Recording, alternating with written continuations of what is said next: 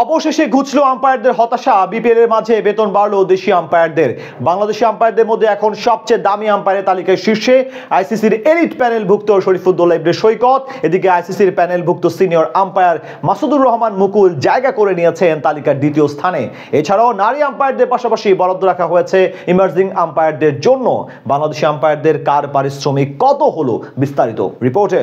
Cricket মাঠে দুই দলের ব্যাট বলের লড়াইয়ে সবচেয়ে গুরুত্বপূর্ণ ভূমিকাটি পালন করে থাকেন আম্পায়াররা। 4 ছক্কা, নো বল, ওয়াইড, এমনকি আউট থেকে শুরু করে মাঠের সব সিদ্ধান্তই আসে আম্পায়ারের হাত ধরে।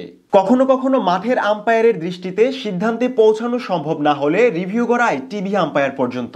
অর্থাৎ জয় পরাজয়ের সব সমীকরণ রচিত হয় একজন আম্পায়ারের হাত ধরেই। তাই ক্রিকেটারদের পাশাপাশি আম্পায়ারদের পারিশ্রমিক নিয়ে জল্পনার শেষ নেই ক্রিকেট প্রেমীদের। এদিকে চলমান বিপিএল এর মাঝেই বেতন বাড়ল বাংলাদেশি আম্পায়ারদের। প্রাপ্য বেতন পান না বলে এতদিন অভিযোগ ছিল দেশের আম্পায়ারদের। তবে বিসিবির নতুন নিয়মে এবার তাদের হতাশা কিছুটা হলেও কমতে পারে।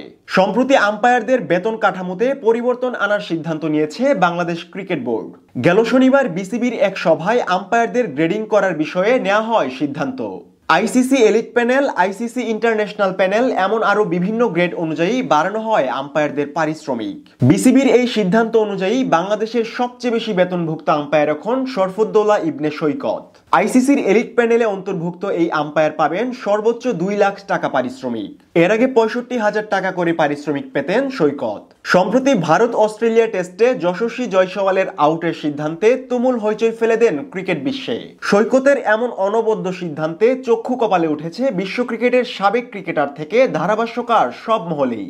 এছাড়াও চলতি বিপিএলে গুরুত্বপূর্ণ কিছু নির্ভুল সিদ্ধান্ত দিয়ে ক্রিকেট পাড়ায় প্রশংসা কুড়িয়েছে এই বাংলাদেশি আম্পায়ার। এদিকে সৈকতের পাশাপাশি বেতন বেড়েছে আইসিসির ইন্টারন্যাশনাল প্যানেলভুক্ত সিনিয়র আম্পায়ার মাসুদুর রহমান মুকুলেরও। ফলে তিনি জায়গা করে নিচ্ছেন বিসিবির দ্বিতীয় সর্বোচ্চ পারিশ্রমিক প্রাপ্ত আম্পায়ারের তালিকায়। নতুন সিদ্ধান্ত অনুযায়ী তার পূর্বের 55,000 টাকার পারিশ্রমিক এখন বেড়ে দাঁড়িয়েছে 1 লাখ টাকায়।